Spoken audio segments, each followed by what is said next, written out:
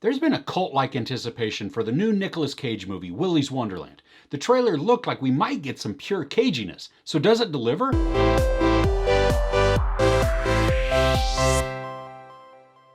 A quiet drifter is tricked into a janitorial job at the now condemned Willy's Wonderland.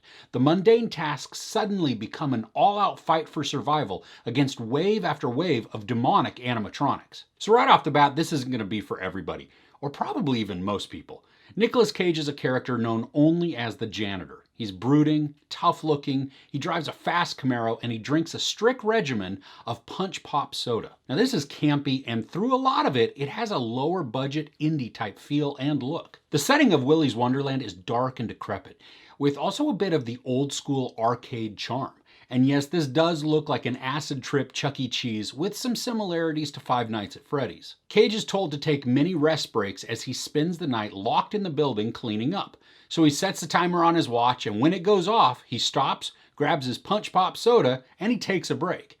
Now this becomes humorous because he's religious in his steadfastness to the break. No matter what's going on, if his alarm goes off, he goes, grabs his drink, and has a rest. And we know nothing about his character, not even his name. And like I said, he's only known as the janitor. There are some other characters in this as well. I mean, aside from the animatronic characters within the building. We have a tow truck driver who will talk your ear off. He's odd and annoying all at the same time. There's Tex, the owner of Willys, and you just get a slimy feel from him.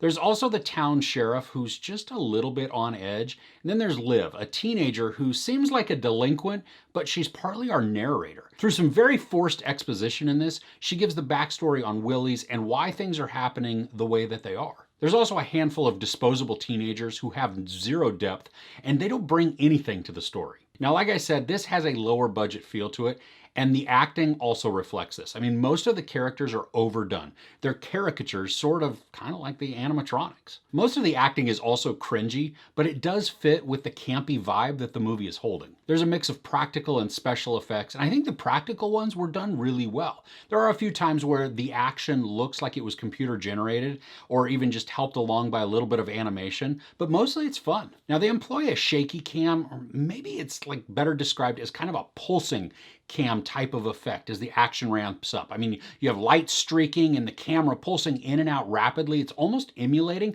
like a fast heartbeat in the middle of some intense action. And while there is a bunch of action and some of it is kind of exciting, the story is super thin. If this didn't have the draw of Cage being a little weird and crazy, it wouldn't work at all.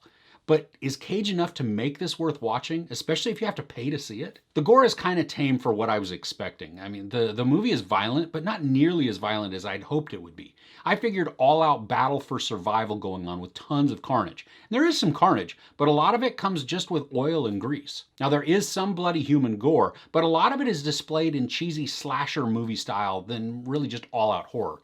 And probably the most disturbing thing about the movie is the overuse of Willy's Wonderland song. It's almost as bad as listening to It's a Small World on repeat. Almost. This is just short of 90 minutes long, and aside from the forced explanation of the plot, a lot of that time is just watching Cage clean a building. I mean, we see him mop floors, clean toilets, wash off graffiti, and polish a pinball machine. There's a portion of the story that really makes no sense to because Cage's character is actually offering some hope to the residents of the town, but they are more intent on stopping him than accepting the help. And in the context of the narrative, their actions and their fear, it just makes zero sense. I'd really like to know also how much Cage was paid for this. He didn't utter a single word. The closest he got to speaking was a few grunts as he lobbed some punches.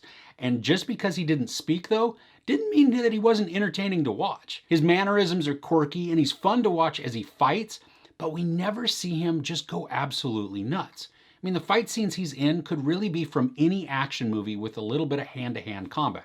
So there's not too much special about him. So here's how it really boils down, I think. If you have been looking forward to seeing this, you're gonna see it. If you knew a little or nothing about this, it may intrigue you, but I don't think it was good enough or memorable enough to drop a handful of cash to see. The escapism the movie provides is good and it's filled with some campy fun, but it's also a B movie without a ton of charm. Overall, I'd wait to see this when it hits a streaming platform that you've already subscribed to, and that way you're not out any extra cash. As I watched, I was partially satisfied. I wanted to see Cage just go ham on some robots, and I got that. But everything else that came with it wasn't enough to make me want to watch it again, or even strongly recommend it. I think if you're looking to watch a movie where Nicolas Cage is off the wall, watch Mandy, or Color Out of Space, or even Mom and Dad. There's sex, no nudity, a lot of profanity, and a lot of violence. I give Willy's Wonderland 2.5 out of 5 couches. So do you have a favorite Nicolas Cage performance? Let me know what that is in the comments below. If you enjoyed this review, please give it a like. Also, don't forget to share and subscribe. I'm Chris. This is Movies and Munchies. Thanks for catching with me.